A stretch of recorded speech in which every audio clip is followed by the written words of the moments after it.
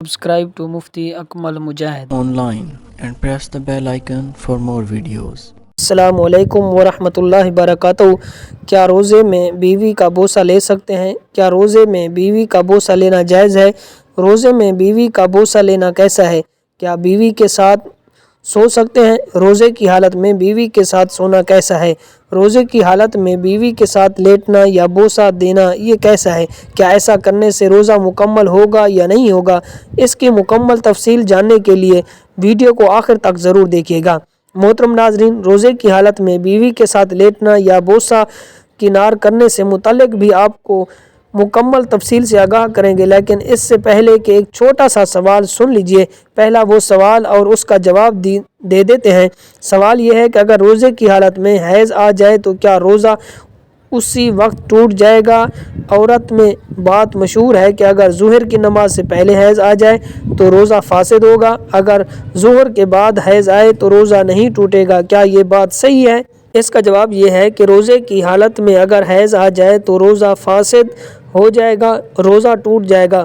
جو عموماً غلط فہمی مشہور ہے کہ ظہر سے پہلے 12 بجے سے پہلے حیض آ جائے تو روزہ ٹوٹ جائے گا، اگر ظہر یا 12 بجے کے بعد حیض آ جائے تو روزہ فاسد نہیں ہوگا۔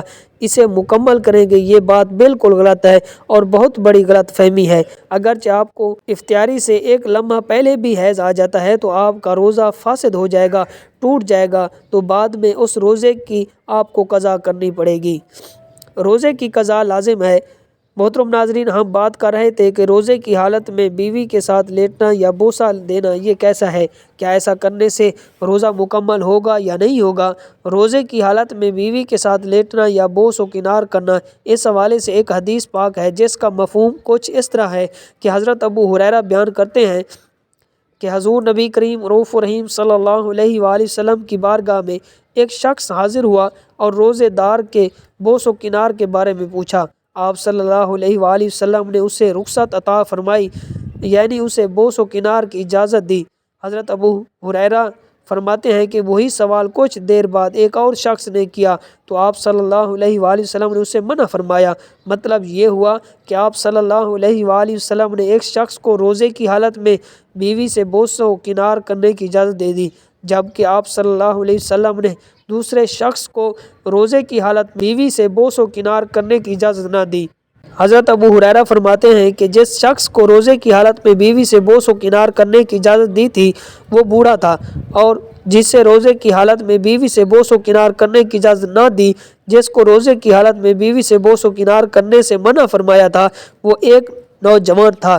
اب حدیث سے علماء بیان فرماتے ہیں کہ جیسے اپنی شہوت پر مکمل بھروسہ اور پکا یقین ہو اس کے لیے یہ عمل قابل حرج نہیں، یعنی وہ بوس و کنار کر سکتا ہے۔ مثال کے طور پر کسی شخص کو اس بات کا غالب گمان ہو کہ وہ بیوی کے ساتھ لیٹے گا تو اسے انزال ہو جائے گا، یا بوس و کنار کرے گا تو انزال ہو جائے گا، یا پھر اس کی شہوت بڑھ جائے گی اور بیوی سے بوس و کنار کرتے ہم بستری کر بیٹھے گا، تو اس صورت میں بیوی کے ساتھ لیٹنا یا بوس و کنار کرنا یہ مکروہ ہے، اس سے بچنا چاہیے۔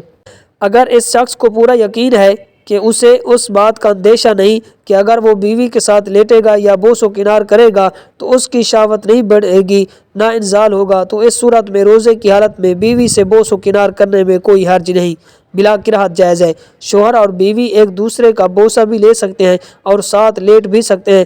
اگر اس چیز کا امکان ہو کہ شہوت بڑھ جائے گی، مباشرت کی نوعیت آ جائے گی، یا پھر شوہر یا بیوی کو انزال ہو جائے گا، تو اس صورت میں یہ عمل مکروہ ہے۔ امید کرتا ہوں یہ بات آپ کو سمجھ آ گئی ہوگی۔ اللہ تعالیٰ عمل کی توفیق عطا فرمائے۔